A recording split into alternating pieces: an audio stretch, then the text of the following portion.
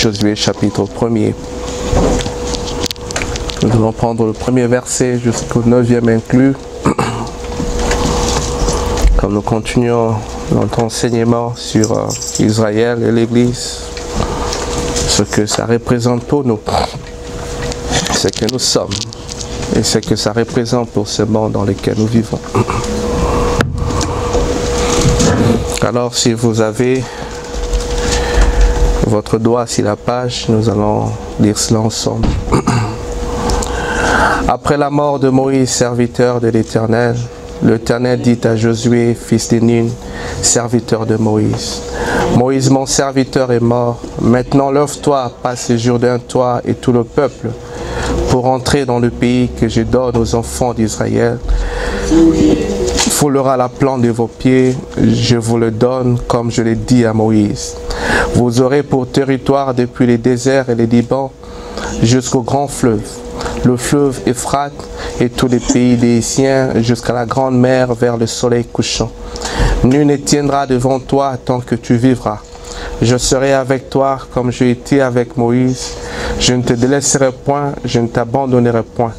Fortifie-toi et prends courage, car c'est toi qui mettras ce peuple en possession du pays que j'ai juré à leur père de leur donner. Fortifie-toi seulement et aie bon courage, en agissant fidèlement selon toute la loi que Moïse, mon serviteur, t'a prescrite, ni d'en détourner ni à droite ni à gauche, afin de réussir dans tout ce que tu entreprendras. Que ce livre de la loi ne s'éloigne point de ta bouche. Médite-les jour et nuit pour agir fidèlement selon tout ce qui est écrit, car c'est alors que tu auras du succès dans tes entreprises, c'est alors que tu réussiras. Ne t'ai-je pas donné cet ordre? Fortifie-toi et prends courage. Ne te frais point et ne t'éprouve point, car l'Éternel ton Dieu est avec toi dans tout ce que tu entreprendras. Amen. Que Dieu bénisse sa parole, qu'il vous bénisse pour vous asseoir. Tendre Père, auteur de la vie éternelle, nous te bénissons pour ce matin et pour la grâce que tu nous as donnée d'être tes enfants. Et celle qui nous est donnée, Seigneur, de nous rassembler ici ce matin pour écouter ta parole. Tu as dit, là où 2 ou 3 seront rassemblés à mon nom, je suis au milieu d'eux. Toi-même, tu as encore dit, là sera les corps, là s'assembleront les zèbres. Et nous prions, oh Dieu, notre Père, que tu sois au milieu de nous, que tu prends le contrôle, oh Dieu, la conduite de cette réunion. Que tu nous parles, Seigneur, par ta parole divine et bénie. Circoncis nos oreilles pour entendre ta parole et ta voix. Circoncis nos cœurs pour la recevoir, Seigneur, ce matin. Et circoncis notre intelligence, oh Dieu, pour la comprendre de notre Père. Bénis tes enfants, bénis ton peuple, Père. Je me donne en toi, ou d'entre ta main, Seigneur. Je te prie de me cacher derrière la croix et que toi, seul, oh Dieu, tu puisses apparaître. Accorde-le nous pour la gloire de ton nom, parce que nous te l'avons demandé en prière au nom de Jésus-Christ. Nous croyons que nous l'avons reçu. Amen. Amen. Que le Seigneur bénisse. Alors ce matin, je compte vraiment ne pas traîner, comme on est en train de continuer notre étude sur Israël et l'Église. Mais je voudrais qu'on fasse un petit pas dans notre leçon et dans cet enseignement ici. Le dimanche, nous avons parlé de Canaan, de ce que c'était pour Abraham, pour Isaac, Jacob et pour tous ces hommes. Aujourd'hui, qui vivent dans ces pays-là, parce que c'était un pays physique que Dieu leur a donné. Alors, ces pays physiques, le commandement, c'était de rester, de demeurer dans ces pays-là. Tant qu'Abraham était dans le pays, Dieu le bénissait et tout était bien. Tant qu'Isaac était dans le pays, Dieu le bénissait et tout marchait bien. Tant que Jacob était dans le pays, Dieu le bénissait et tout marchait bien. Et même Israël lui-même, il restait dans le pays, Dieu l'a béni et tout marchait bien. Donc le commandement de Dieu, c'était de rester dans le pays. Et ils sont restés dans le pays, tant qu'ils sont restés dans le pays, Dieu les a bénis. Alors, nous avons dit que la souveraineté de Dieu a donné à Abraham cette terre-là. Et en donnant à Abraham cette terre, c'était devenu le quartier général en termes de rédemption. C'est pourquoi les hommes appellent ça la terre sainte. Parce que dans l'Ancien Testament, toute l'histoire de notre rédemption se jouait en Palestine. Toute l'histoire de notre salut se jouait là-bas. C'est là que Dieu a visité Abraham quand il est venu sous la forme de Melchisédek. C'est là, comme le dit le prophète, en lisant dans ces livres-là, Abraham, notre père, a été enterré, Christ est mort là-bas. C'est là que de glorieuses choses ont été faites et Christ lui-même, quand il est venu, il a marché sur ce pays-là. Il est allé dans les eaux du Jourdain. Il s'est fait baptiser dans les eaux du Jourdain. C'était le quartier général et c'était les pays où il devait rester et vivre dans ces pays-là. Et c'était les pays de bénédiction, où coule le lait et le miel. C'était un grand pays que Dieu leur a donné et le commandement, c'était de rester dans ce pays-là. Même s'ils sont partis, les Juifs reviennent des années plus tard. Ils font tout ce qu'ils pouvaient pour reprendre ces pays-là. Et quand ils rentrent dans leur pays, on leur demande « Qu'est-ce que vous allez faire là-bas ?» Ils disent « Nous allons pour attendre le Messie. » Alors, quand ils rentrent dans leur pays, ils commencent à s'installer dans leur pays, à reprendre la terre que Dieu a donnée à leur père et le patriarche Abraham. En ce moment-là, l'ange de Dieu visite le prophète pour lui dire que le temps des gentils est compté. Nous sommes au temps de la fin.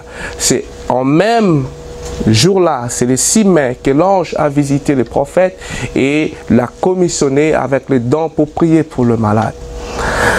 Alors, nous allons parler de ces choses en détail quand nous allons parler de 70 semaines de Daniel. Mais ce matin, je voudrais que nous avancions un peu dans notre leçon. Alors, nous sommes en train de parler de la rédemption, ce que cela signifie. Parce qu'Israël, c'était un type, c'était un modèle.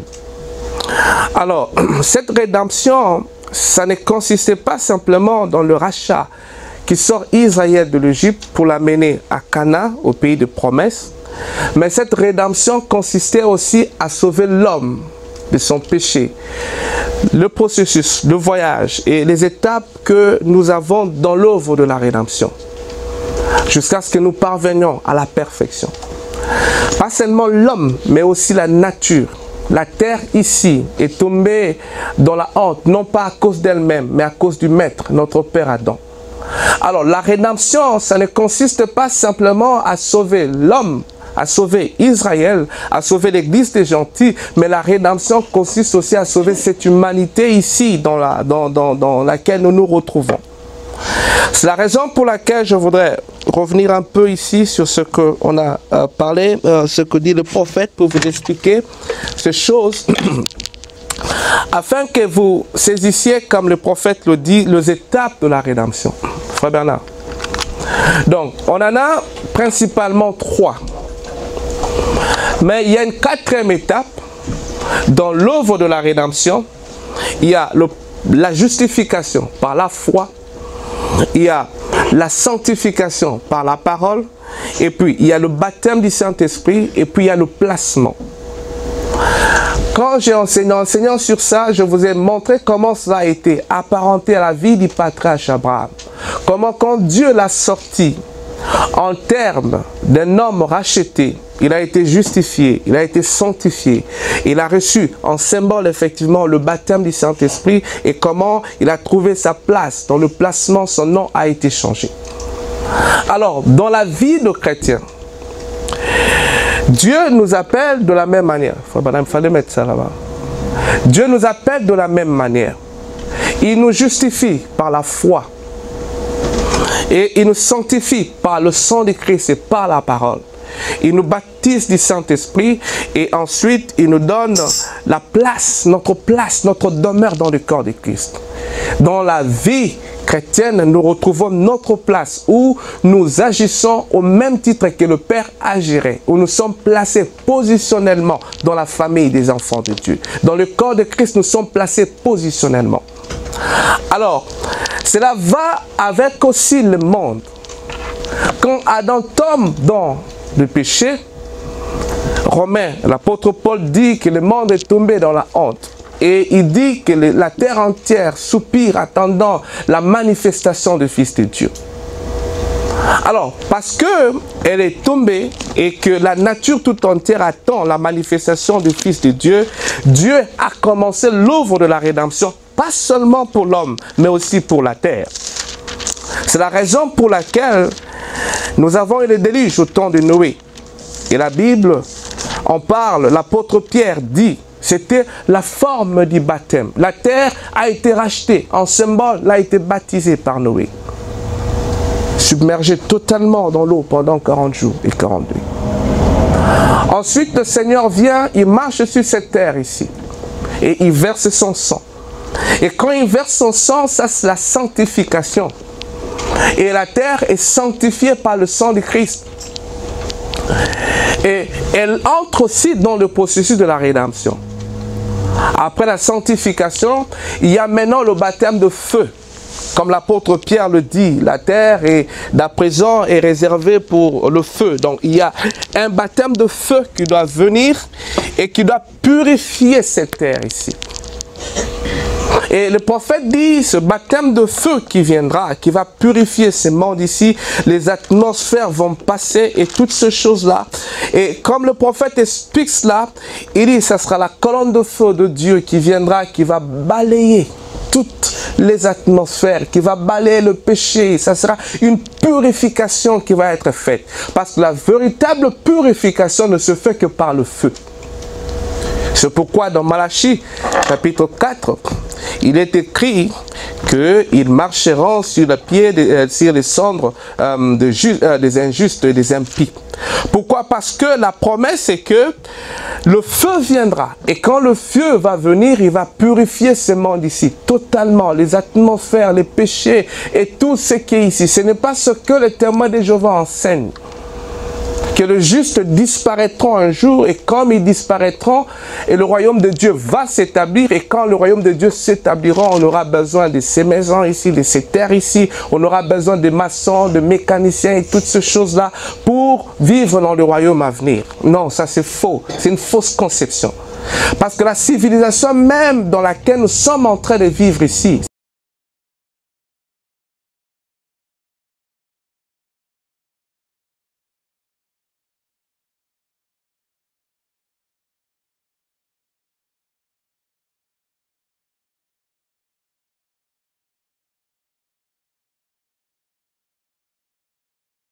pour pouvoir construire des maisons et faire tout ce que nous avons ici et établir une civilisation qui est en dehors de la parole de Dieu. Alors, comme les témoins de Jéhovah les enseignent, qu'on aura besoin de cette civilisation sur cette terre ici, ça ne va pas marcher. Parce que la civilisation qui va venir, ça sera la civilisation de la parole. Ça sera la civilisation de Dieu, où Christ reviendra encore une fois sur cette terre, où le royaume de Dieu reviendra encore, ça sera établi. Et comme c'était en Éden, il n'y avait pas de pécheur en ce moment-là, ça sera de la même manière, le pécheur ne sera plus à l'existence.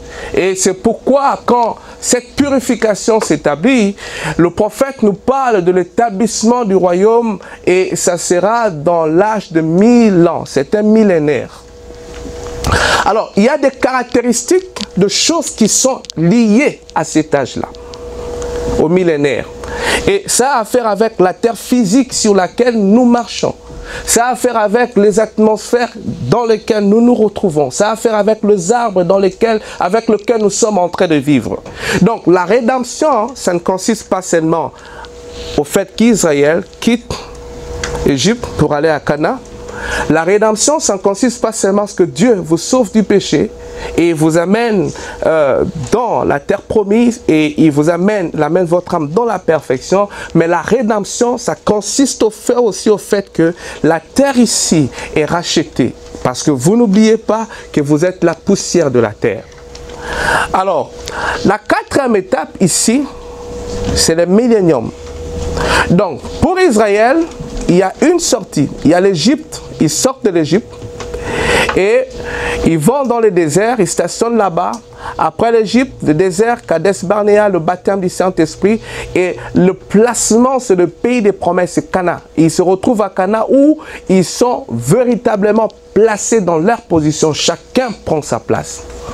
Alors, dans le croyant, c'est la justification par la foi avec le parvis extérieur et la sanctification par le lieu saint et le baptême du Saint-Esprit avec la troisième partie du temple, le Saint de Saints. Et ensuite, il y a la position d'adoption où vous êtes accepté dans la famille de Dieu.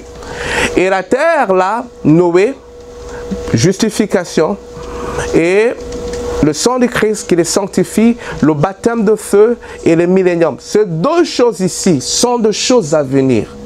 Mais comme le prophète le dit, que chaque écriture a une double interprétation. Et tout ce que Dieu fait, il le précède d'abord par l'Esprit avant de manifester sur la terre. Alors, ce matin, je voudrais qu'on ait nos pensées fixées sur cela. Et je voudrais que vous rentrez dans vos Bibles, que vous preniez cette écriture ici, Josué chapitre 5 avec moi. Pendant quelques instants, je voudrais qu'on décortique un peu ça. Et on va placer ça comme le prophète l'a fait dans l'œuvre de la rédemption. Dans Josué chapitre 5 au verset 12, Josué dit ceci.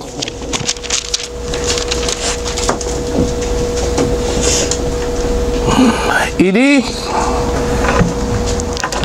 la manne cessa le lendemain de la Pâque. Quand ils mangèrent le bleu du pays, les enfants d'Israël n'eurent plus de manne et ils mangèrent de produits du pays de Canaan cette année-là. Vous savez que la manne est venue avec eux à partir d'Égypte, plutôt de désert. Et la manne, c'était l'élément substantiel. La nourriture, c'est quelque chose de très fondamental pour notre survie. Quand ils arrivent dans les déserts, et ils avaient faim et tout, Dieu fait descendre la manne. Et cette manne qui descend les a soutenus tout le long du chemin, pendant 40 ans. Ils mangeaient de la manne. Et c'était la nourriture des anges. Et ils ont mangé cela, c'était le pain qui les gardait en vie. Or, vous remarquerez dans la vie naturelle, la nourriture est un élément très fondamental. Ça trouve vraiment une place dans nos vies. Ces gens se trouvent dans un voyage et dans ce voyage-là, ils avaient besoin d'une nourriture physique pour fortifier leur corps. Et Dieu fait descendre du ciel un pain qu'il leur donne. Maintenant, nous, dans notre marche, nous n'avons pas besoin d'une nourriture physique. Mais dans notre marche chrétienne, nous avons besoin d'une nourriture spirituelle. C'est la parole de Dieu. Amen. Alors, Moïse leur dit dans Deutéronome, au chapitre 8, au verset 3, il leur dit que l'homme ne vivra pas de pain seulement, mais de toute parole qui sort de la bouche de Dieu. Il dit, il t'a humilié, il t'a fait souffrir de faim, il t'a nourri de la manne que tu ne connaissais pas et que tu n'avais pas connu, tes pères, afin de t'apprendre que l'homme ne vit pas de pain seulement, mais que l'homme vit de tout ce qui sort de la bouche de Dieu. Alors, vous voyez que nous maintenant, dans notre marche, on a besoin de la parole de Dieu pour pouvoir nous fortifier. Alors, ces gens avaient besoin de la manne pour pouvoir le fortifier aussi. Tant qu'ils étaient dans les déserts, la manne était avec eux. Dieu leur donnait ces pains-là. Parce qu'ils ne pouvaient pas cultiver dans les déserts. Dans les déserts, il n'y avait pas d'endroit pour faire la culture. Alors, ils traversent le pays. Quand ils traversent le Jourdain, ils arrivent à la 4e étape au pays de Canaan. Et en ce jour-là, la manne a cessé. Alors le prophète donne une double signification de la manne. En dehors du fait que c'est la parole de Dieu, le prophète dit aussi la manne c'est le Saint-Esprit. Alors Dieu leur donne sa parole de laquelle ils devaient vivre. Et comme ils vivent de cette parole-là, il leur donne la manne, et plutôt ils mangent de la manne-là, ils vivent de cette manne-là. Il dit maintenant, pour nous ça représente à la fois la parole de Dieu, à la fois le Saint-Esprit. Alors, Frère Branham dit que dans le voyage d'Israël ici, le pays de Canaan, ça correspond au millénium. Ici, ça correspond au millénium là-bas. Donc, quand ils arrivent au pays de Canaan, la manne cesse. Et comme la manne cesse, ils commencent à manger le fruit du pays. C'était un beau pays. Ils devaient manger le fruit du pays. Maintenant, le prophète dit, dans notre marche chrétienne, ça représente le millénium, où l'œuvre de la rédemption, le rachat est complètement fait dans nos vies. Nous sommes rachetés, nos corps ici sont changés et complètement changés, alors on entre dans le millénium. Et quand on entre dans le millénium, le prophète explique qu'il y aura dans le millénium l'absence du Saint-Esprit. Dans le millénium, il y aura l'absence de la parole de Dieu. Nous n'allons pas avoir des prédications là-bas. Nous n'allons pas avoir le Saint-Esprit dans le millénium. La présence de Christ elle-même sera là-bas dans le millénium. Alors, Frère Branham dit que c'est la raison pour laquelle Cana correspond au millénium. Ça se croise avec le millénium. Ça se correspond. Alors, il typifie ça à David et à Salomon en disant quoi? Quand vous prenez le royaume de David, c'est un royaume puissant et glorieux. Mais il n'est pas aussi glorieux, aussi puissant que le royaume de Salomon. Parce que le royaume de Salomon, c'était le royaume de la paix, où tout était tranquille. Les ennemis d'Israël, tout autour là, venaient et saluaient Salomon et tout était en tranquillité.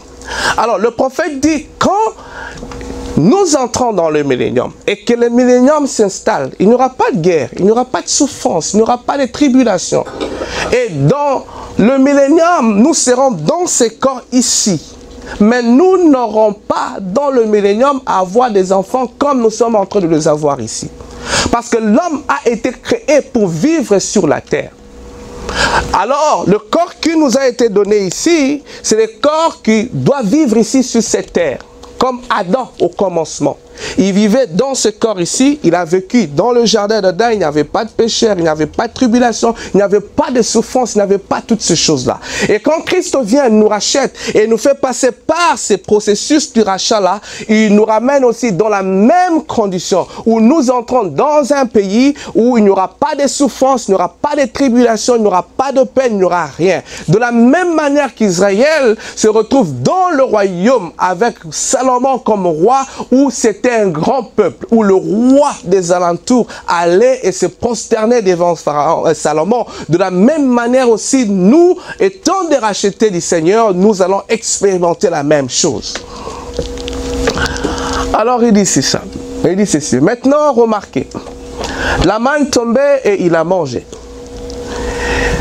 Et cela était le pain de vie qui le soutenait pendant tout le voyage. Et quand ils sont entrés dans le type du millénium, de l'autre côté, de l'autre terre qui était promise, et comme nous aurons à vivre pendant 1000 ans sans mort, lorsqu'ils sont entrés dans cette terre-là, alors la manne a cessé de tomber. Un très beau type, comme le Saint-Esprit qui tombe aujourd'hui, qui est la manne venant du ciel. Le jour où nous entrerons dans le millénium, Christ, le fils de David, s'assiera sur le trône de David. Amen. Amen. Alors, nous n'aurons plus besoin du Saint-Esprit parce que Christ sera là lui-même dans une forme corporelle, comme le roi Jésus. Amen. Frère Branham parle de Christ en triple royauté.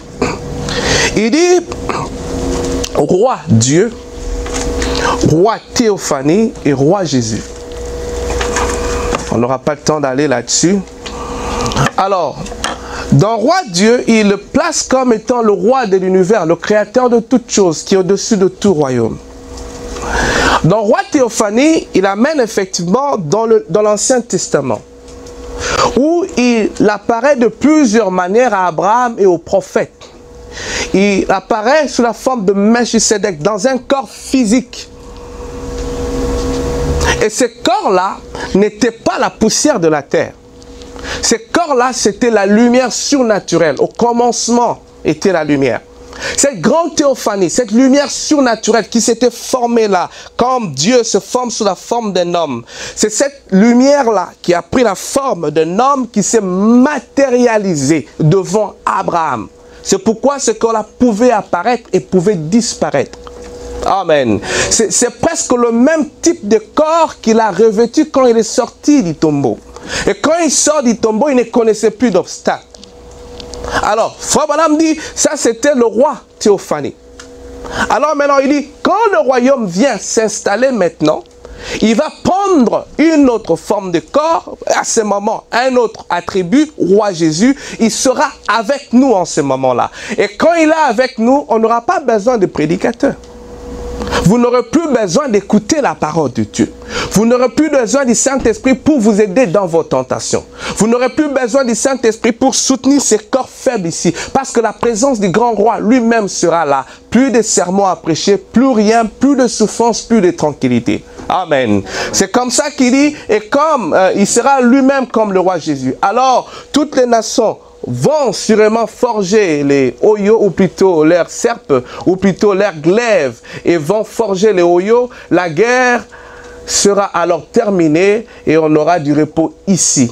Le monde entier se réjouira, l'année des jubilés commencera. Amen. Amen. Alors, le prophète dit cette chose-là, mais il dit aussi l'opposé de ça. Et Frère Branham dit que ça typifie le millénium Cana, et il dit aussi que ça ne typifie pas le millénium, ça s'oppose. Alors si vous prenez seulement ce que les gens disent au sujet du prophète, c'est un confusionniste qui dit des déclarations les unes contre les autres, vous allez lire ici, il dit que non, c'est le type du millénium. Cana représente le millénium. Et vous lisez de l'autre côté, il dit Cana, ce n'est pas le type du millénium. Et si vous ne savez pas joindre les deux bouts de choses, vous allez tomber dans la confusion. Alors, le prophète dit ceci. Il dit que Cana ne représentait pas le millénium à cause de la présence du péché, à cause de la présence de la guerre, à cause de la présence de la mort, à cause de la présence de tout le mal qui y avait dans le pays de Cana. Parce que quand ils entrent au pays de Cana, ils étaient censés avoir la paix, parce que c'était un pays de paix. C'était un pays de tranquillité. Mais tout de suite, quand ils entrent en Cana, ils n'ont pas de paix, ils commencent à se battre. C'est la guerre qui commence. Chasser les Amoréens, les Héviens. Et ils s'installent. Entre eux, ça commence, ça se tue, et il y a eu le problème et la difficulté. Alors, Frère Branham dit, dans ce sens-là, Canaan ne représente pas le millénium. Parce qu'il y a eu des guerres, parce qu'il y a eu des péchés, parce qu'il y a eu la tuerie, parce qu'il y a eu tout le mal qu'il y a eu là. Alors que dans le véritable millénium de Christ, ces choses ne vont pas se représenter. Alors, c'est pourquoi il dit que ça ne représente pas le millénium. Laissez-moi, je crois, voir la citation, lire ça. Et dit Canaan n'a pas le type du millénium. Parce qu'il y avait des guerres, des combats, des tueries et tout le reste à Canaan. Canaan, c'est un type du Saint-Esprit. L'église, c'est le monde. Excusez-moi. L'église, c'est le monde. Le désert, c'est l'endroit où ils ont été une église sanctifiée, appelée à sortir. Canaan, c'est là-bas qu'ils se sont installés avec le Saint-Esprit parce que là, il y avait toujours des guerres. Amen. Alors, vous voyez que si vous prenez d'un côté, vous placez la parole au bon endroit, vous verrez que c'est le type du millénium. Et si vous prenez la parole de l'autre côté, vous le placez aussi du bon endroit, vous trouverez que ce n'est pas le type du millénium. C'est la raison pour laquelle vous dire et vous affirmer qu'aujourd'hui nous sommes dans le millénium, ça ne correspond pas à la plénitude de la parole. Amen. Dans le millénium, il y aura l'absence du péché. Et l'absence du péché va consister en quelque chose. D'abord, la Bible dit que dans le millénium, pendant le millénium, le diable sera lié. Le diable est un esprit, il ne sera pas lié avec des chaînes de métaux. On ne va pas trouver ça. Dieu ne va pas trouver de chaînes de métaux pour lier un esprit. Non. Le prophète dit que ce sera de chaînes de circonstances. Comme dans le millénium, il n'y aura pas de pécheurs. Le diable n'aura pas de gens par lesquels ivrer. Comme dans le millénium, le corps ici aurait subi une transformation. La tentation du péché qui a commencé en Éden La tentation du sexe qui a commencé en Éden n'aura plus d'efficacité sur nos corps, Par conséquent, lorsque le diable vient vous tenter, le danger. C'est pourquoi, dans l'œuvre de la rédemption, dans le plan de la rédemption, Frère Branham explique une chose. Nous avons connu l'âge de Luther, nous avons connu l'âge de Wesley, nous avons connu l'âge de Pentecôtiste. Et nous sommes au temps de la fin. Et dans ce temps ici, de la fin ici, il y a l'enlèvement qui doit se faire. L'enlèvement doit avoir lieu. Et comme nous partons de cette terre ici, les tribulations commencent. Le peine, les souffrances pour tous ceux qui vont rester ici. La guerre va éclater. Et comme cette guerre-là éclate, tous les missiles et toutes les armes nucléaires que les hommes ont aujourd'hui, la Russie, les États-Unis, ils vont s'en servir. Parce que le prophète dit, la tranquillité que le monde connaît aujourd'hui, la paix qui est aujourd'hui dans le monde, c'est à cause de l'épouse de Christ. Amen. Lorsque l'épouse sera partie, le Saint-Esprit sera parti. Dieu ôtera l'esprit de paix de la terre.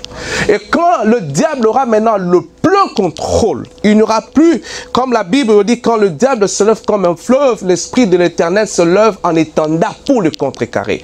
Tout le temps que le diable voudrait s'élever contre faire le mal, agir dans toute sa colère, il y a l'Esprit de l'Éternel qui se lève. Mes enfants sont encore là, mon épouse est encore là, Dieu protège encore la terre. Mais quand cet esprit va partir, quand le Saint-Esprit qui est dans le croyant va partir, quand Dieu va ôter son esprit et que l'épouse ne sera plus là, frère, le monde va tomber dans une méchanceté, les hommes vont s'entretuer. Mais en ce moment-là, toutes les bombes que les hommes ont, toutes les armes nucléaires qu'ils ont là, frère, et l'explosion va sortir et ça va brûler et la terre là va complètement être transformé. Amen. Pendant ce temps-là, Frère Branham dit, nous serons dans les noces de l'agneau. Après que la terre ait subi cette transformation-là, qu'est-ce qui va se passer? En ce moment-là, une nouvelle ville va pouvoir s'installer.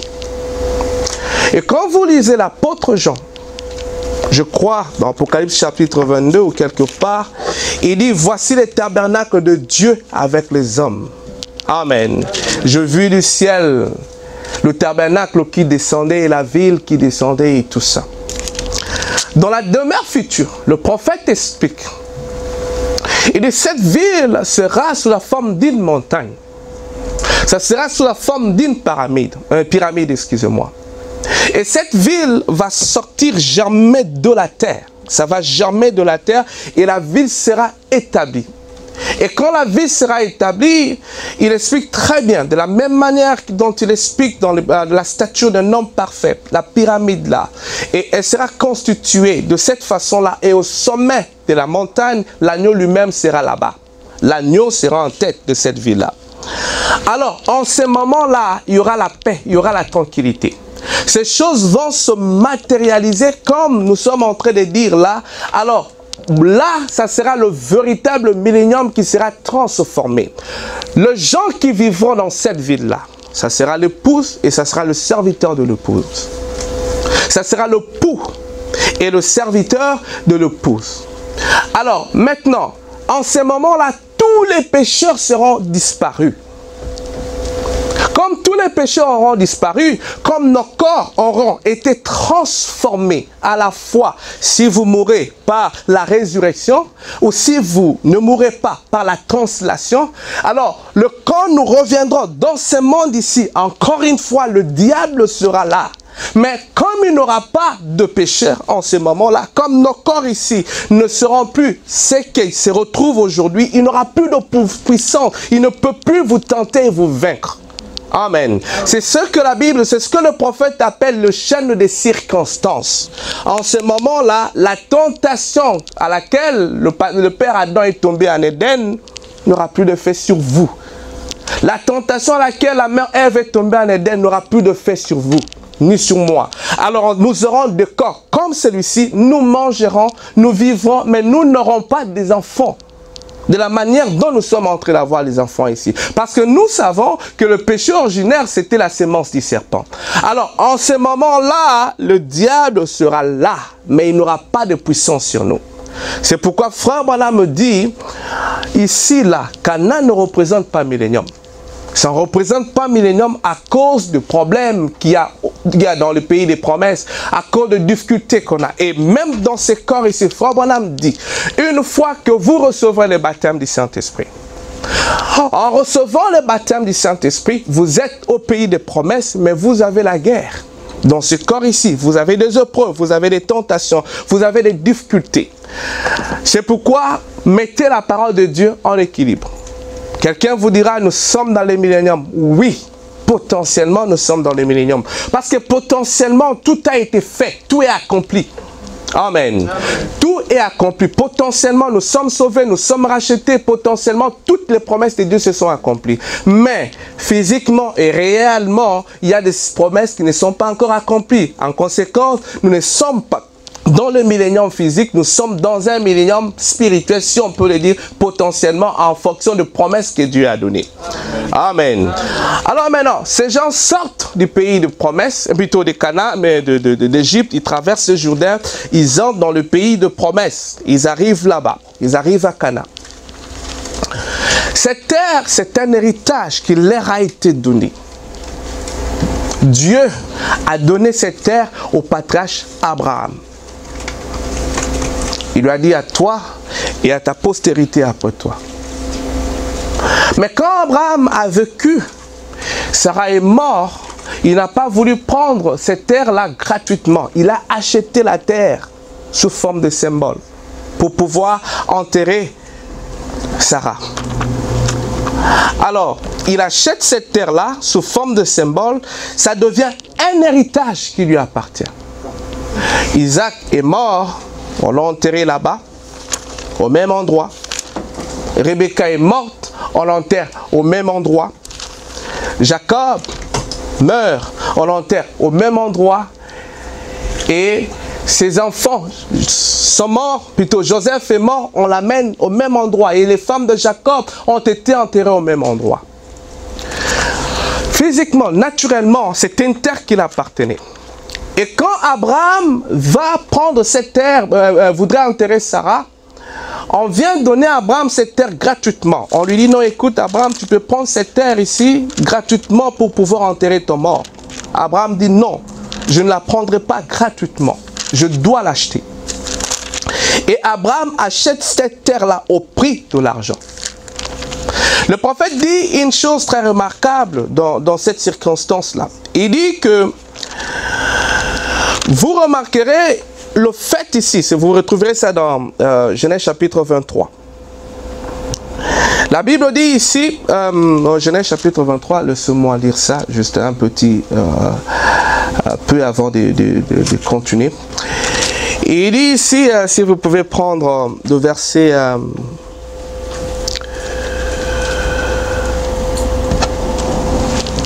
7. Il dit, Abraham se leva et se prosterna devant le peuple du pays, devant le peuple des Heth. Il leur parla ainsi, si vous permettrez que j'enterre mon mort et que je l'ôte de devant de mes yeux, écoutez-moi et priez pour moi et Ephron, fils de Tochar, de me céder la caverne de Mampela qui lui appartient à l'extrémité du champ, de me céder contre la valeur en argent, afin qu'elle me serve de possession sépulcrale au milieu de vous. Ephron était assis parmi les fils de Heth. Ephron, les Hétiens, répondait à Abraham en présence des fils de Heth et de tous ceux qui entraient dans la porte de la ville. Non, mon Seigneur, écoute, je te donne le champ et je te donne la caverne qui y est. Je te le donne aux yeux des fils de mon peuple, enterre ton mort. Abraham se prosterna devant le peuple du pays. Et il parla ainsi à Ephron en présence du peuple du pays. Écoute-moi, je te prie, donne-moi le prix du champ. Accepte-le de moi et j'y entrerai mon mort. Ephron répondit à Abraham en disant, mon Seigneur, écoute-moi. Une terre de 400 cycles d'argent, qu'est-ce que cela entre toi et moi? Enterre ton mort. Abraham comprit Ephron et Abraham pesa à Ephron l'argent qu'il avait dit en présence des fils des Heth, 400 cycles d'argent ayant recours chez le marchand. Le camp d'Ephron à Machpela vis-à-vis de Mamré, le champ et la caverne qui y est, et tous les arbres qui sont dans le champ et dans toutes ses limites. Ils devinrent ainsi la propriété d'Abraham aux yeux des fils de Heth et de tous ceux qui entraient dans la porte de la ville. Amen. Amen. Amen. Donc, vous voyez qu'on a offert à Abraham cette terre-là gratuitement, le pays de Canaan, quand Sarah était morte. Et frère madame tire une leçon ici. Il nous dit, si vous prenez ça, vous allez avec ça dans Matthieu chapitre 4. Quand le Seigneur était tenté par le diable, il lui a dit, je te donnerai cette terre si tu m'adores.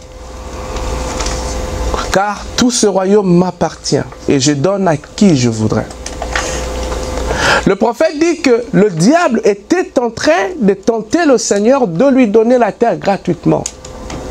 Mais le Seigneur n'a pas voulu parce qu'il y avait un prix de la rédemption qui devait être payé.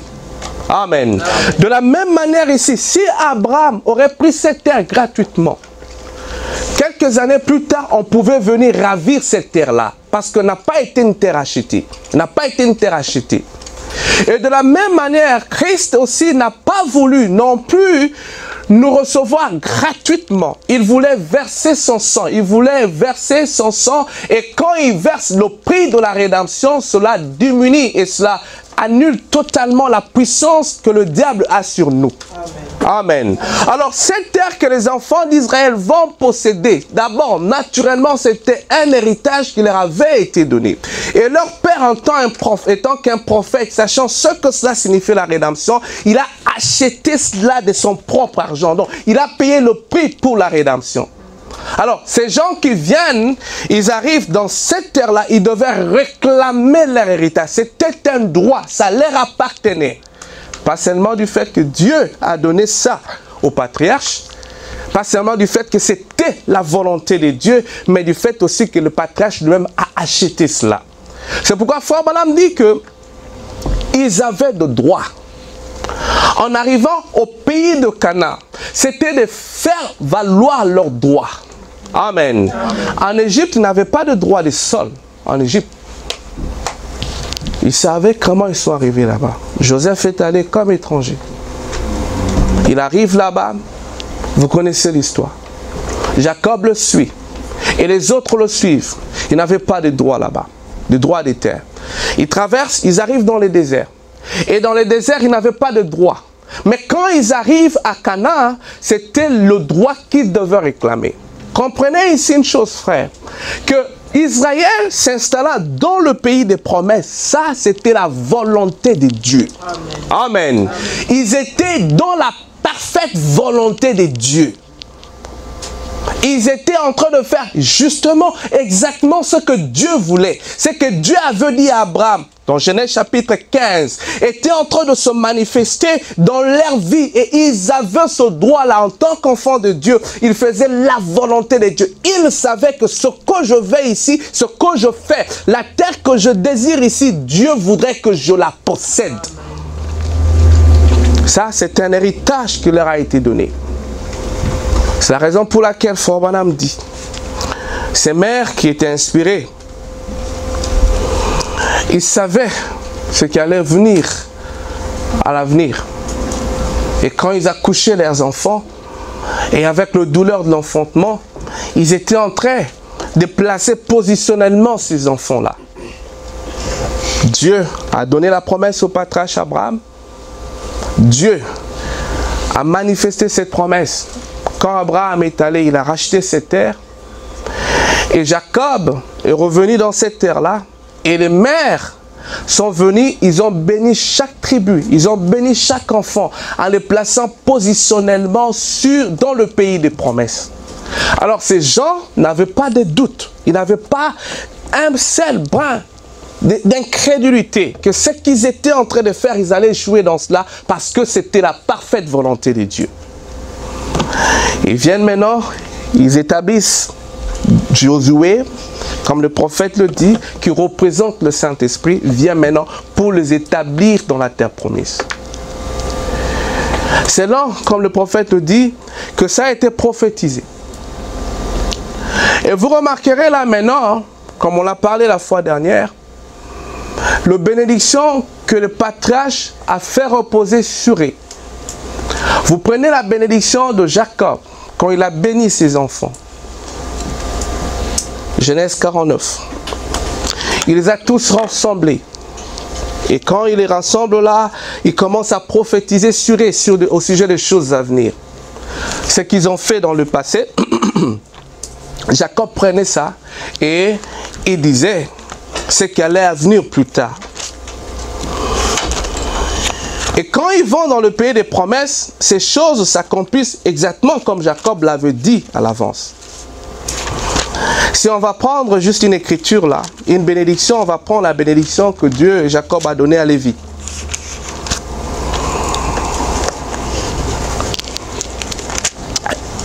Genèse chapitre 49.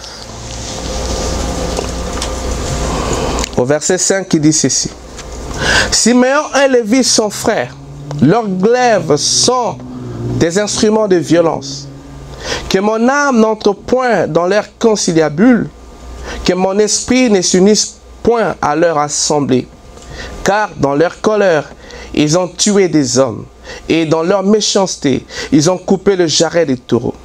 Maudite soit leur colère, car elle est violente, et leur fureur, car elle est cruelle. Je les séparerai dans Jacob, et je les disperserai dans l'Israël. Alors, le prophète dit, vous voyez ici, cette bénédiction, en fait, cette prophétie ici, arrive que quand ils vont en terre promise maintenant, leur père dit ici que je vais les séparer dans Jacob et je vais les disperser dans l'Israël. Donc, il ne voulait plus que ces hommes, les Lévites, puissent être là et puissent manifester sa colère. Mais quand maintenant il va dans la terre promise, ce que Dieu fait maintenant, d'abord dans le désert, il appelle Aaron. On en a parlé, j'en ai parlé ici quand j'ai enseigné ça. Mets-moi à part Aaron et sa génération, ses enfants. Alors, on prend la tribu de Dieu prend la tribu de Lévi, met ça à côté. Alors, quand il prend la tribu de Lévi, met à côté, automatiquement, quand Lévi entre là-bas, il n'a plus de place. Donc, il est séparé comme Jacob l'a dit là-bas. C'est pourquoi, vous voyez, dans le positionnement là-bas, dans la répartition de la terre, Josué, quand il vient répartir la terre, il n'y a pas Lévi là-bas. Lévi ne se retrouve pas. Parce que son père l'avait dit qu'il va les disperser dans l'Israël. Et voilà comment ce que leur père a dit il y a des années à l'avance s'est matérialisé. Et après cela, Moïse vient. Et quand Moïse vient, je crois dans Exode, Deutéronome 39, je crois, si je ne me trompe pas, Moïse vient, il vient aussi les bénir. Et quand il les bénit, il le place positionnement dans la terre promise. Et quand il excusez-moi. Quand il le place positionnement, il le place selon la volonté de Dieu. Et ces hommes viennent, ils savent que c'est la volonté de Dieu pour eux de posséder la terre de Canaan. Et Josué vient, il leur dit exactement ce que leur mère avait dit. Quand ils étaient en train d'être accouchés, les bénédictions que leur mère ont reposées sur eux. Et à partir de ce moment, Josué prend maintenant l'héritage. Il a commencé à partager à chacun d'entre eux. Il prend la tribu de Juda, il donne Hébron, et Bethléem et Jérusalem. Il met Benjamin là-bas, Dan de l'autre côté, Siméon là-bas, et Ruben, et Gad, Et Manassé a eu une grande terre. C'était le fils de Joseph, vous savez. Son père, c'était le père de la bénédiction. Alors, Manassé a eu deux, en fait, l'Est et l'Ouest. Et puis il y a Issachar là-bas, il a placé Zabulon là-bas, il a placé Nephtali et il a placé Azer là-bas. Et il a répandu, il a distribué à chacun sa terre selon que le prophète l'avait dit, selon que Moïse les avait bénis, selon que leur mère les avait bénis, selon que leur père Jacob les avait bénis. Il les place maintenant sur la terre promise. Et là maintenant, ils devaient exercer leurs droits. Parce que comme le prophète dit là-bas, ils faisaient valoir leurs droits. En Égypte, ils n'avaient pas de droits. Dans les déserts non plus, ils n'avaient pas de droits. Ils devaient faire valoir leurs droits. Et ils se plaçaient là-bas et donner à le droit, la parole, la bénédiction qui a été donnée par leur mère, par leur père et par le prophète. Ils devaient maintenant prendre ça et mettre ça en force. C'est pourquoi quand ils arrivent dans ce pays-là,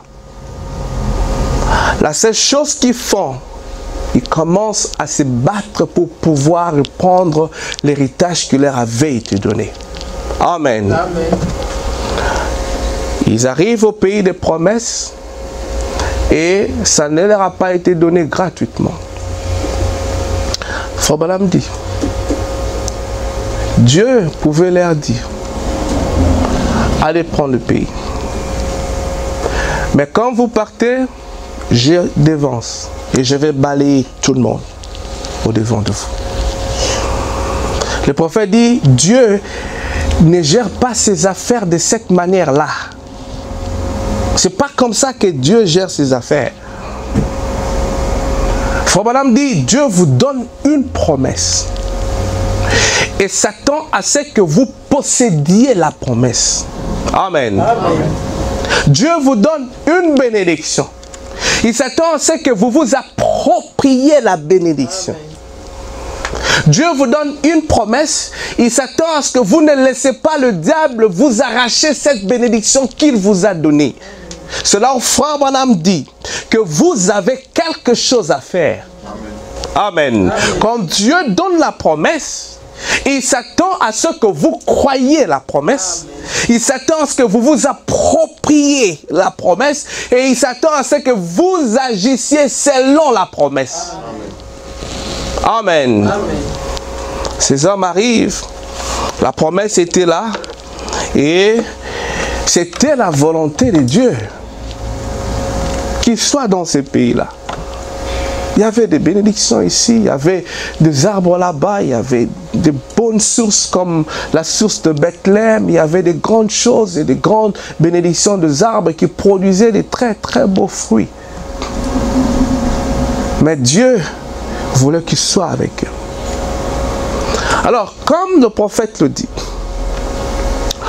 Dieu, quand il donne sa parole, il est avec sa parole. Amen. Amen. Il ne l'abandonne pas. Il accompagne sa parole. Frère Branham dit, il tient sa parole, il soutient sa parole. Quand il vous donne la promesse, il soutient cette promesse-là. Il s'accroche à cette promesse. Elle est infaillible. Il voudrait que cette promesse soit accomplie dans votre vie, dans la vie de ses enfants.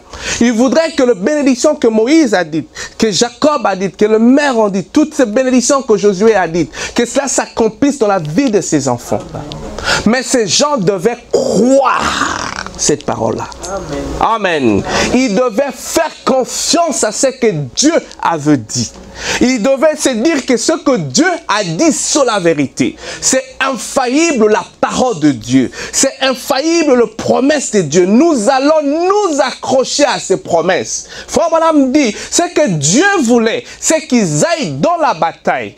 Et qu'en allant dans la bataille, qu'ils sachent que Dieu était avec eux. Amen. Amen. Vous comprenez ça?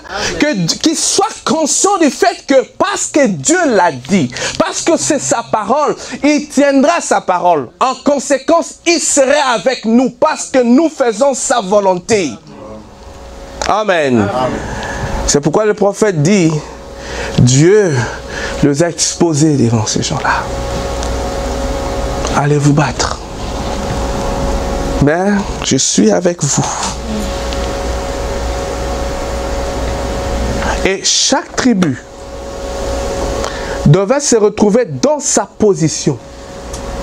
Donc, si tu es de la tribu de Benjamin et que tu te retrouves dans le pays des Manassés, ils vont te dire, mon cher, nous, on a fait la guerre ici. On a vaincu. Toi, tu es de Benjamin, il dit, rentre là-bas chez vous, là-bas, va faire la guerre de l'autre côté. Donc, ils devaient posséder le pays et en possédant le pays, ils trouvaient leur position. Frère Branham dit, ils étaient placés chacun dans sa position, chacun à son endroit, chacun à sa place. Personne ne prenait la place de l'autre. Tout le monde savait à quelle tribu il appartenait et quelle était la part, la terre qui était destinée pour cette tribu-là. Et ils faisaient tout ce qu'ils pouvaient pour pouvoir posséder la terre qui leur avait été donnée. Amen. Ils se tenaient là, ils allaient se battre et Dieu était avec eux. Amen. C'est pourquoi Frère Branham dit, j'aime ça, dans le Dieu qui est riche en miséricorde. Il dit, Dieu est riche en miséricorde pour ceux qui suivent sa voie. Amen. Amen. Frère, tant que vous suivez la voie de Dieu, tant que vous suivez la parole de Dieu, Dieu sera avec vous. Amen. Sa grâce sera avec vous.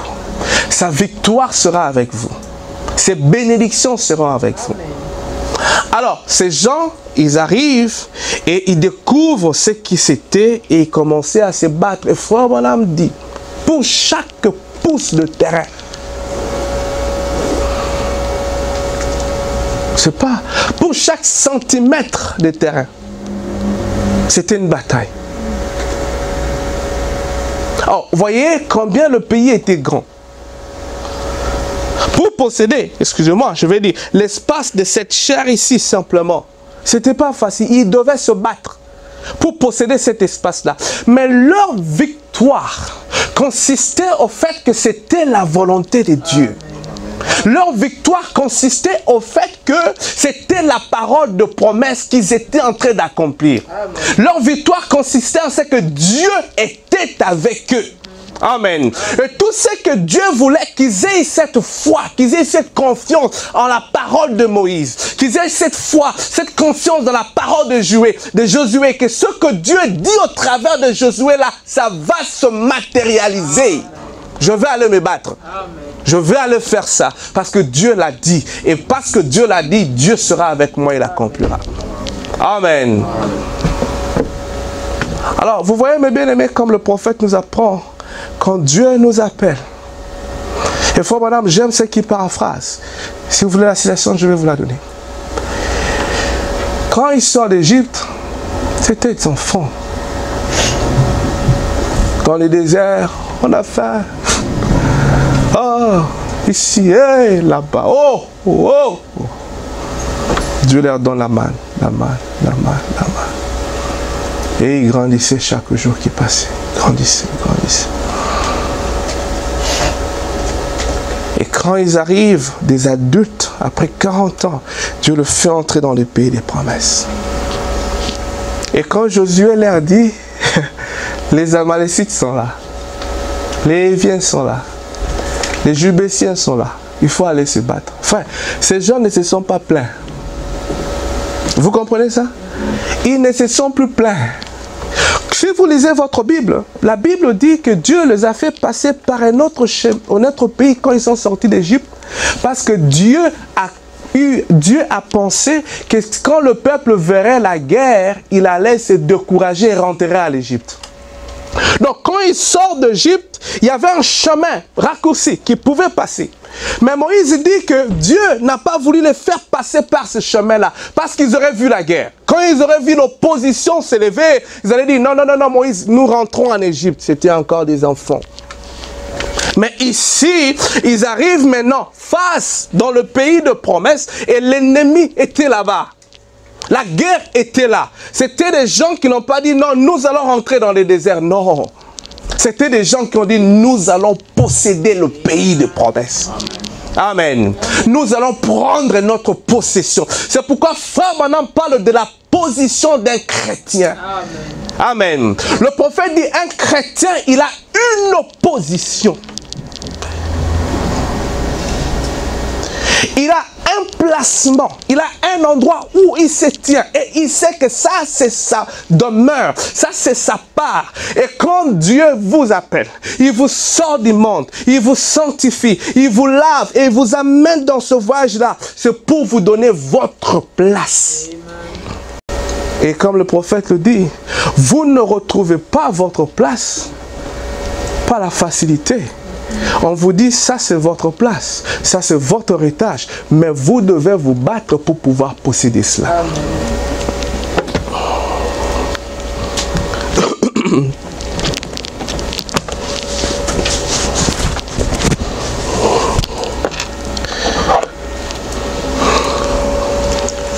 Un jour, alors que les enfants de Dieu venaient, conformément à la parole de Dieu, prendre possession du pays que Dieu avait donné. Maintenant, n'oubliez pas, Dieu leur a donné le pays, là en Égypte.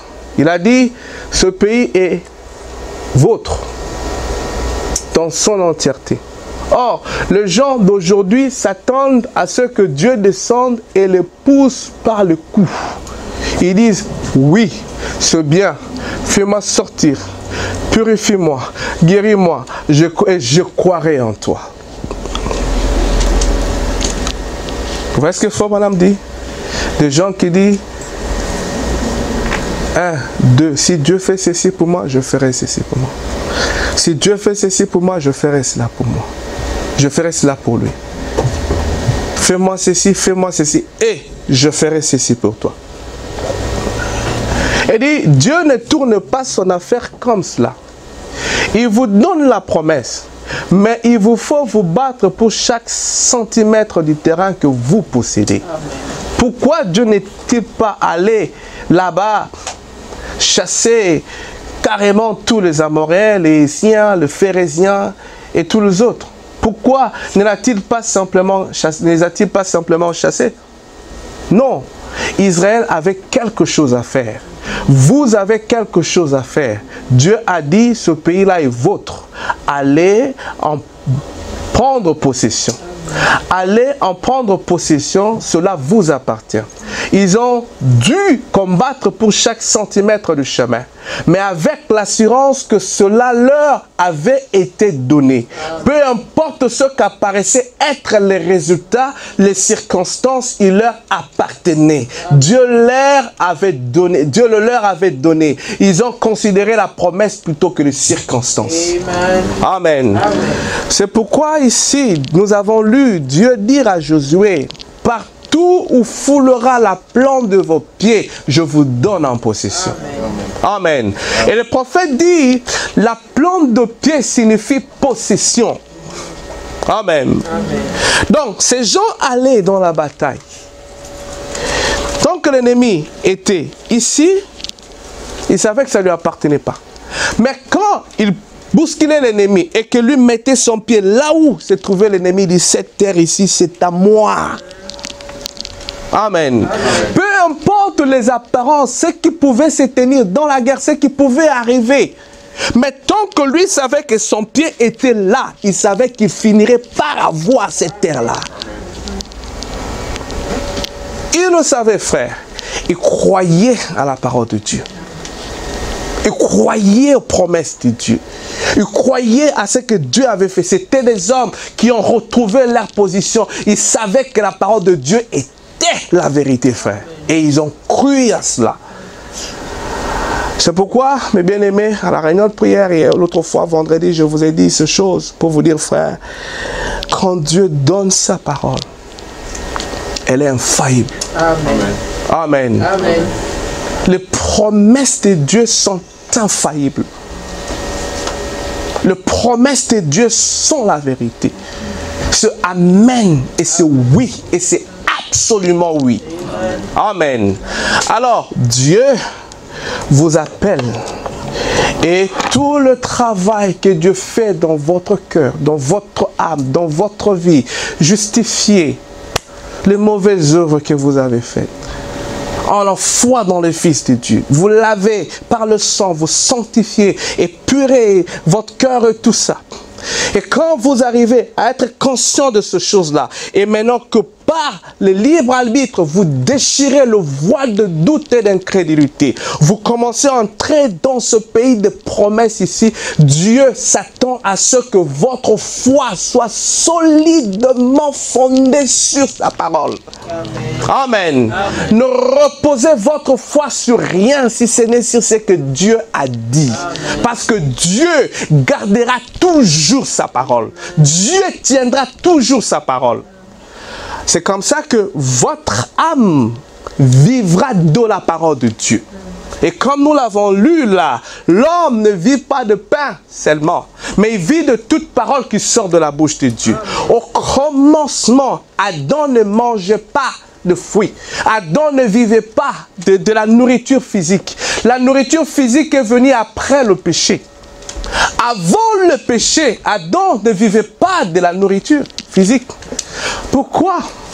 Pour commencer, la mort n'existait pas. La mort n'existait pas et la faim, c'est l'attribut de la mort.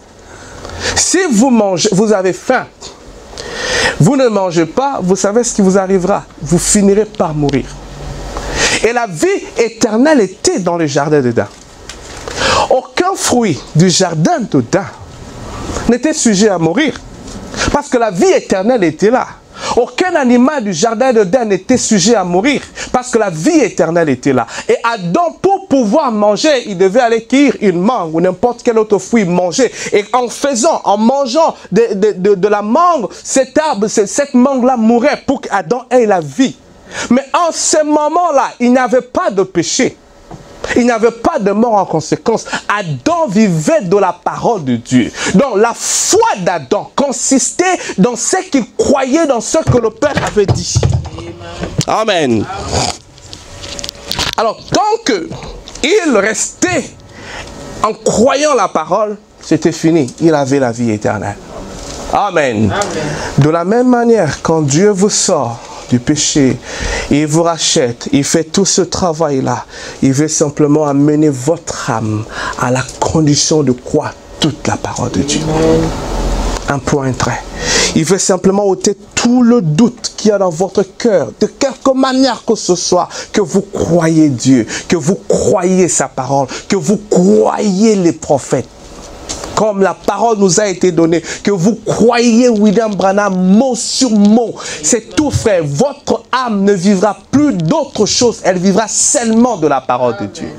C'est dans cette condition-là seulement que vous pouvez dire que vous êtes dans le millénium. Parce que vous ne vivez plus de la parole naturelle, mais vous vivez de la parole de Dieu. Alors, Dieu nous appelle.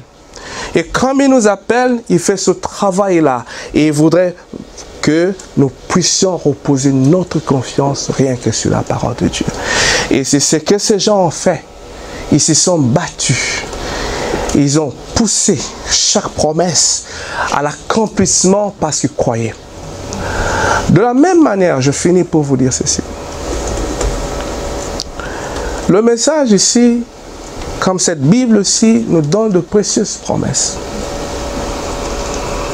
De manière simple, quand vous partirez d'ici,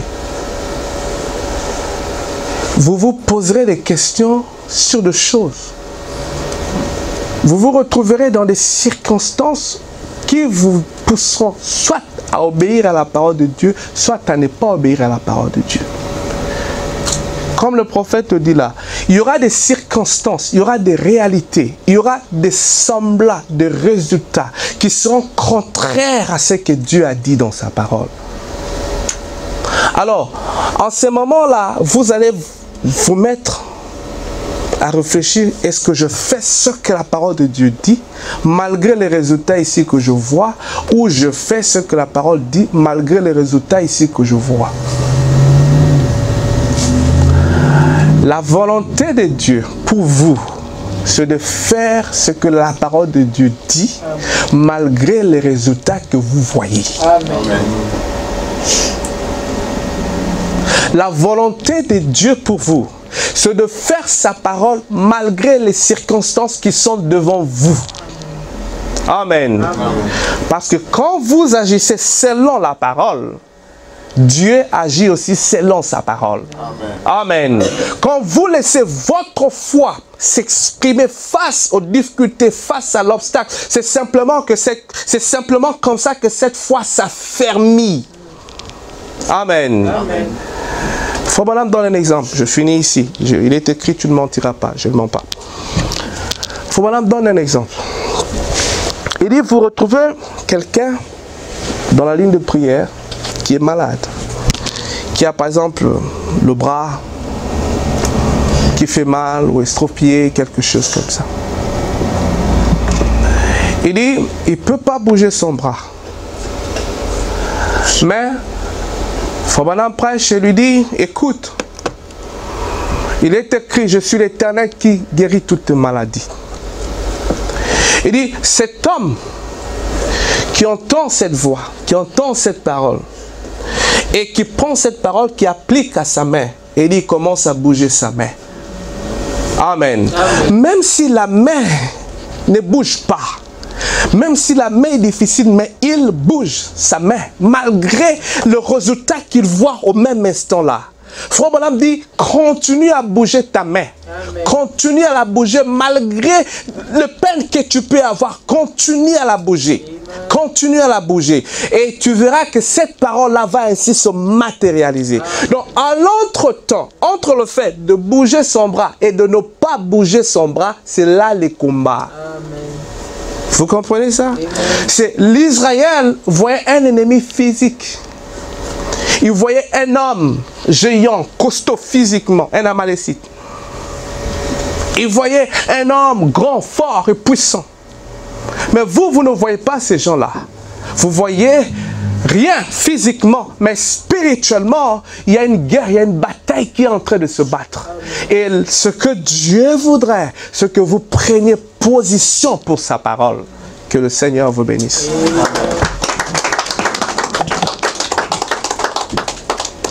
Levons-nous, on va prier. Debout sur les promesses de Dieu. Que ces louanges remontent juste dans l'éternité. Par la parole de Dieu, je vaincrai. Debout sur les promesses. Quelles que soient les circonstances, les problèmes, ne regardez pas ça. Regardez à ce que Dieu a dit. Et tenez ça. Agissez conformément à cela. Vous avez la victoire.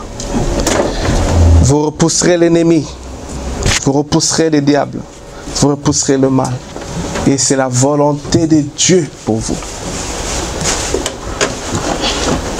C'est la parfaite volonté de Dieu pour vous. C'est ce que le prophète a parlé de vous. C'est ce que le Seigneur lui-même a parlé de vous. Ce que votre foi croit. Qu'au devant le doute, au devant des circonstances, laissez la foi dans la parole agir. Laissez que votre confiance en Dieu, dans ce qui a été dit, puisse prendre place. Debout sur les promesses de Dieu.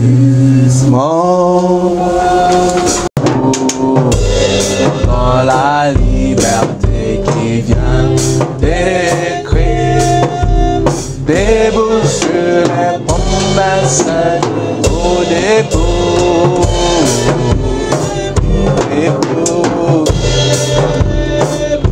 debout.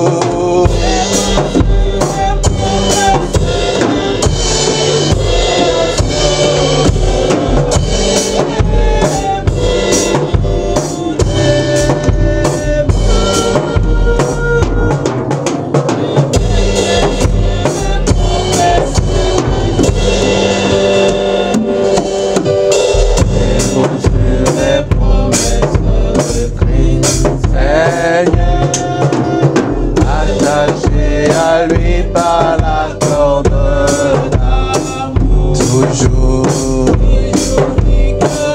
dans l'épée de l'esprit. Oh, les promesses de Dieu.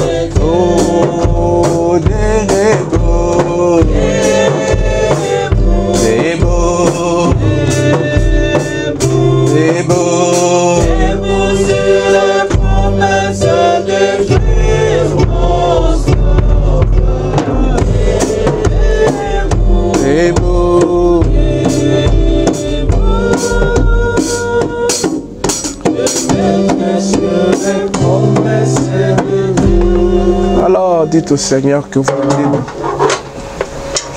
vous vous tiendrez sur ces promesses.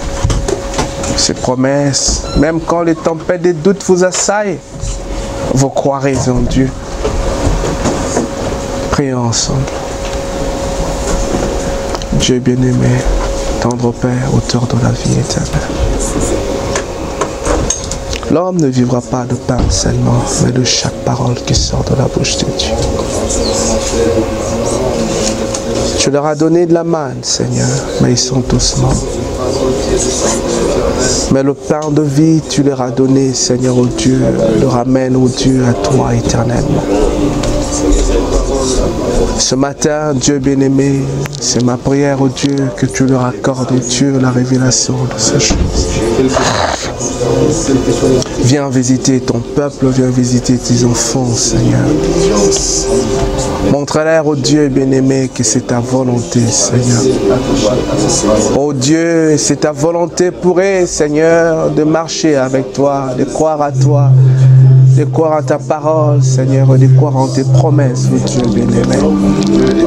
Seigneur, fortifie leur foi face aux dangers, aux épreuves, aux difficultés, Seigneur Dieu bien-aimé. Accorde-leur ta visitation et ta grâce, ô Dieu des cieux et de la terre.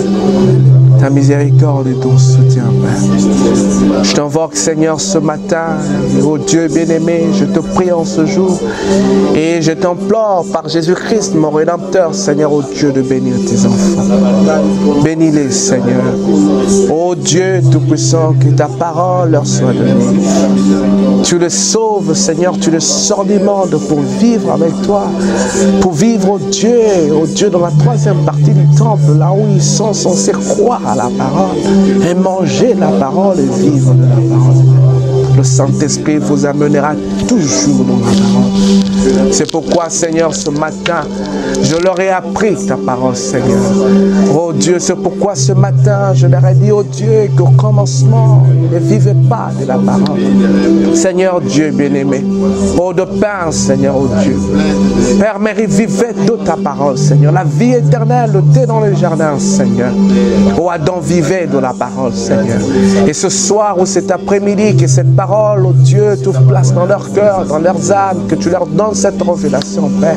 Quand tu les amènes à Cana, tu les amènes au pays des promesses, quand tu les amènes dans le message, Seigneur, c'est pourquoi le message, Père. Quand tu l'amènes au Dieu bien-aimé dans la Bible, c'est pourquoi la Bible, Seigneur. Quand tu les amènes en Christ, Seigneur, ce n'est pas pour y douter, c'est pour que leur âme vive de la parole, Seigneur. Pour que leur âme, oh Dieu, croise en toi, pour que leur âme revienne à la condition d'Adam, Seigneur, oh Dieu, c'est ça la rédemption, Père. Et comme le prophète te dit, racheter, oh Dieu, signifie ramener ce qui était tombé, Seigneur. Comme ils étaient tombés, Seigneur, dans le péché. Toi, tu es capable de le ramener, oh Dieu bien-aimé. Comme ils étaient tombés dans l'incrédulité, Seigneur. Je prie que tu le ramènes dans la foi, Seigneur. Que tu le retournes dans cette substance, Père. Oh Dieu, que leur foi croit en toi. Que leur âme n'ait pas de doute. Que leur esprit ne doute pas de ce message, Père.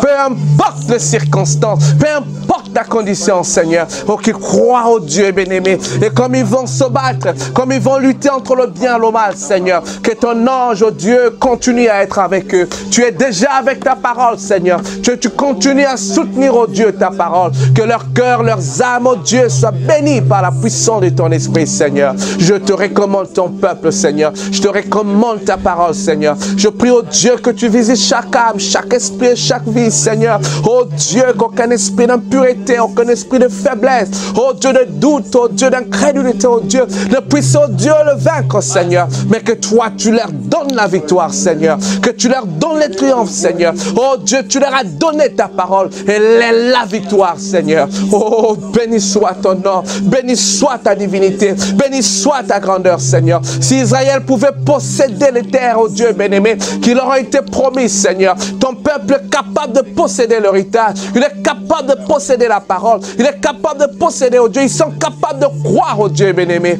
Car toi, tu l'as fait. Et la rédemption, c'est ton œuvre, Seigneur. Je te prie de le faire, Seigneur. Soutiens-les, bénis-les, Seigneur. Accorde-leur ton amour, tes bienfaits et tes bénédictions, Seigneur. Comble ton peuple, Seigneur. Bénis-les, remplis-les, Seigneur. Oh, merci pour ton amour. Merci pour tes bienfaits. Merci pour ta grâce. Et merci, oh Dieu, pour tes bénédictions, Seigneur. Oh, c'est dans le nom de Jésus-Christ, notre Seigneur et Sauveur. Oh, que nous te demandons cette bénédiction. Ma richesse et ma gloire, c'est de croire. Ma félicité, c'est de croire que tu m'as racheté. Rempli de confiance en toi, divin Sauveur, je vis dans l'espérance et je marche sans peur. Votre trésor, c'est de croire à la parole de Dieu. Et la parole de Dieu a toutes choses en elle. La parole de Dieu manifestera tout ce qui est nécessaire dans ce voyage. Frère Branham dit, Dieu a pourvu à leurs besoins. Et David dit qu'il les a sortis du pays d'Égypte. Aucun d'entre eux n'était faible. Pas un vêtement de rechange, pas une chaussure de rechange. Pendant 40 ans dans le désert, il croissait et le vêtement croissait avec lui. Amen. Amen. Ils grandissaient, les enfants, le vêtement grandissait avec eux. Les chaussures qu'ils ont amenées d'Égypte ne se sont pas usées. Ça, c'est la puissance de notre Dieu. Amen. Et il a promis dans ce voyage ici, il va pourvoir vos besoins. Il n'y a rien que Dieu ne peut pas faire pour vous. Sa puissance est infinie, sa puissance est illimitée. Son omnipotence est inexprimable. Prenez simplement votre confiance, mettez-la à la parole de Dieu. Prenez simplement votre foi, mettez-la à la parole de Dieu. Quand vous êtes buté devant quelque chose, agissez selon la parole. Faites simplement ce que juste, malgré les circonstances, malgré les difficultés, faites simplement ce que Dieu vous dit de faire. Le reste, il prendra soin. Le prophète dit, quand l'opposition s'élevait pour eux, Dieu lui-même s'élevait. C'est pourquoi il dit, Dieu leur a donné des victoires pour les batailles qu'ils n'ont pas combattues. Il leur a donné des pays, il leur a donné des fruits, des arbres qu'ils n'ont pas plantés. Il leur a donné des maisons qu'ils n'ont pas construites. Parce qu'ils étaient simplement dans la volonté de Dieu. Et c'est la volonté de Dieu pour vous de croire ce message. La volonté de Dieu pour vous de croire cette Bible. La volonté de Dieu pour vous de vivre de la parole de Dieu. Et Dieu vous envoie sa parole, il vous envoie son Saint-Esprit, il vous envoie sa manne. Nourrissez votre cœur et nourrissez votre âme de soin. Et votre gloire, c'est de croire. Ma richesse, ma gloire et ma félicité, oh Jésus, c'est de croire que tu m'as racheté, oh remplis confiance en toi, divin Sauveur, dans l'espérance et je marche sans peur.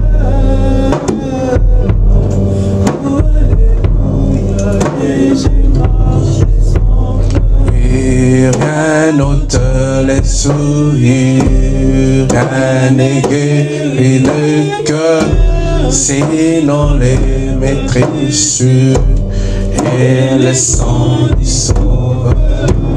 Oui, Jésus seul nous lave de toute iniquité et procurera l'esclave réserve liberté.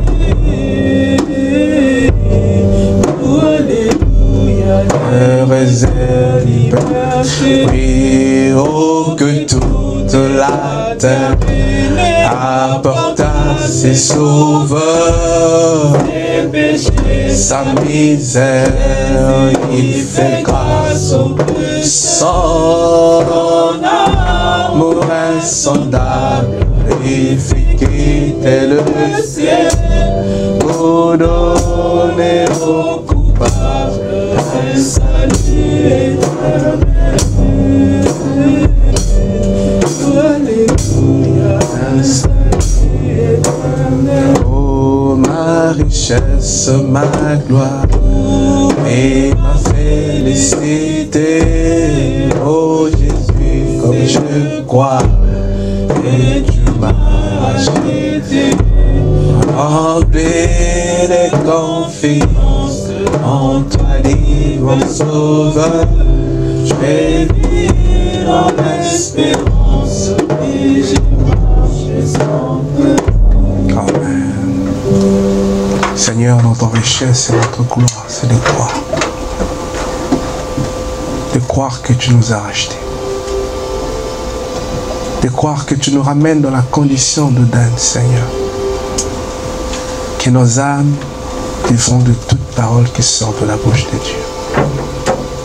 Parce que tu nous as élus avant la fondation du monde et tu nous as appelés à toi par ta puissance. Car il a été dit par toi-même, il ne peut venir en moi si le Père ne l'attire en premier. Et si nous sommes venus parce que toi, tu nous as appelés, Père, pour nous rendre parfaits, tu nous as appelés, ô Dieu bien-aimé, pour faire de nous, ô Dieu, être formés à ton image, Père. Nous te bénissons. Bénis tes enfants. Ils ont écouté ta parole. Ô Dieu bien-aimé, ils croient en cette parole. Et tu as écouté la prière de chacun d'entre eux. Seigneur, je scelle ma prière à la leur et Dieu Tout-Puissant. Je place là sur l'autel de Malachie 4 et te dis, ô Dieu bien-aimé, puisses-tu accepter cela favorablement. Car l'autel a été accepté, Seigneur. Comme ils partent, que ta parole demeure dans leur cœur et dans leur langue et dans leurs lèvres. Et dans toute lutte et toute bataille et tout combat, Seigneur. Que toi, ô Dieu, tu sois avec eux, que tu leur donnes la victoire, Père. Bénis leurs semaines, bénis leurs entreprises. Et tout ce qu'ils feront prospère, ô Dieu bien-aimé. Et tout ce qu'ils entreprendront, ô Dieu, soit béni et florissant, Père. Pour voir leurs besoins. Accorde-leur, ô Dieu bien-aimé, infiniment au-delà, ô Dieu, selon ta richesse et ta providence, tout ce dont ils ont besoin dans ce voyage. Qu'ils ne manquent de rien, Seigneur. Et qu'ils soient comblés, heureux, contents d'être des enfants de Dieu, Père. Je te recommande la réunion de jeudi et celle de vendredi. Et nous te prions, Dieu, notre Père, d'être toujours avec nous. Bénis les dîmes, les offrandes. Bénis, ô Dieu bien-aimé, notre retour, que ta paix et ton amour nous accompagnent. Bénis, ô Dieu bien-aimé, nos enfants. À l'école, puisses-tu les garder, les couvrir de ton sang, les protéger, les bénir, Père. Environne-leur de ta grâce et de ta gloire et de ta divine bonté, Père, et de ta précieuse faveur. Père d'amour, Dieu de cieux, ce que nous avons manqué de demander, tu connais que c'est notre besoin, accorde-le-nous, parce que nous te l'avons demandé en prière. Et tout cela au nom de Jésus-Christ, notre Seigneur et Sauveur. Amen. Que le Seigneur vous bénisse. On a fini pour aujourd'hui, donc Dieu soit avec vous. Matin, et puis comme l'action de grâce est lundi, comme d'habitude, nous allons avoir un service à 19 h. Donc le service de dimanche ne sera pas très long. On pourra partir d'ici, si le Seigneur le veut, peut-être à 12 h, 12h30, on aura déjà fini. Et puis on va rentrer pour se préparer pour la réunion du soir à 19 h, donc à 17 h, à 7 h d'après-midi, à 7 h du soir. Et j'ai invité le frère Charles d'Ottawa pour qu'il vienne nous apporter la parole le dimanche dans l'après-midi. Je ne sais pas s'il aura le temps Il ne m'a pas encore répondu. Donc mettez cela en prière, si c'est la volonté de Dieu, qui vient nous apporter la parole sur les actions de grâce. Autrement, si ce n'est pas le cas, je vais essayer ce que Dieu mettra sur mon cœur. On va parler de cela. Donc, vous savez, ce pays est bâti sur des traditions chrétiennes.